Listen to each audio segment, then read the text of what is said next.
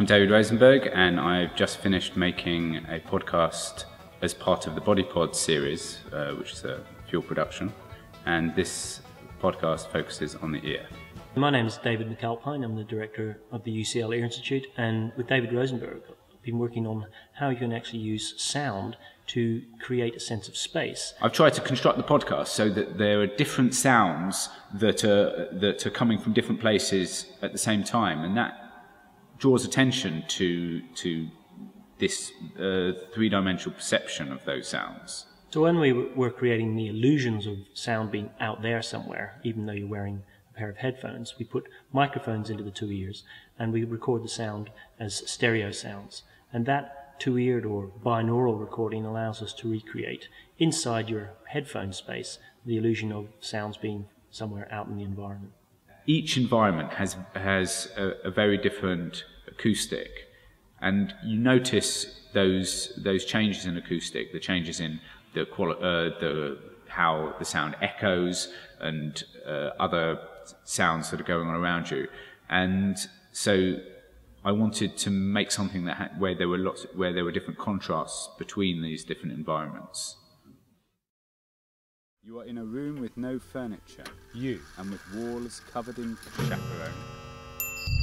And this is what it sounds like being Michelangelo. The thing that's very interesting about the collaboration with the neuroscientist is that he would talk about different physiological effects and auditory illusions, and how to use those in order to draw attention to certain things or to create surprises for an audience. I think what's been fascinating about the project, working with David, has been the view that you can actually fool all of the people all of the time. So the compelling nature of your brain taking over from your common sense, if you like, is actually brought home to me more and more. And I think that's what's very useful in the theatre. You can actually grab people's brains, if you like, their perception, and manipulate it. I'm standing in front of you, and then floor is occasionally floating behind on you. absorbent buffers. And then sometimes so It is close the kind of that room should in you which you might stick be your tongue encouraged out, to stay if you were then we would hysteric. be in what could be And although described that as would a benefit those who were compromising disturbed by position. your screaming. Part of the opportunity that this kind of recording allows, that it allows for a very intimate relationship between the narrator and the listener. I think listeners should prepare for the unexpected with this podcast.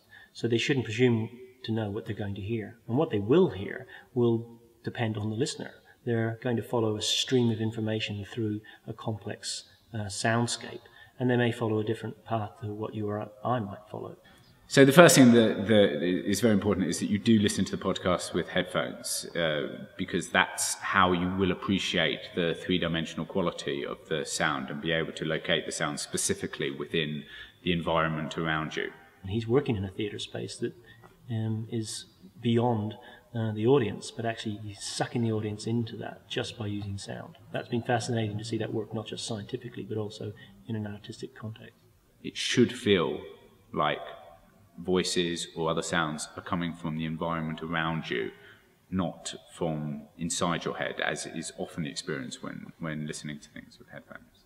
What's been great working with David on this collaboration has essentially been the understanding that people from the arts world are just as interested in the soundscape and how we hear and what we hear out there as much as scientists are. So understanding the brain processes and how that actually alters your perception, or how you can influence people's perception. That's been the great aspect working with David.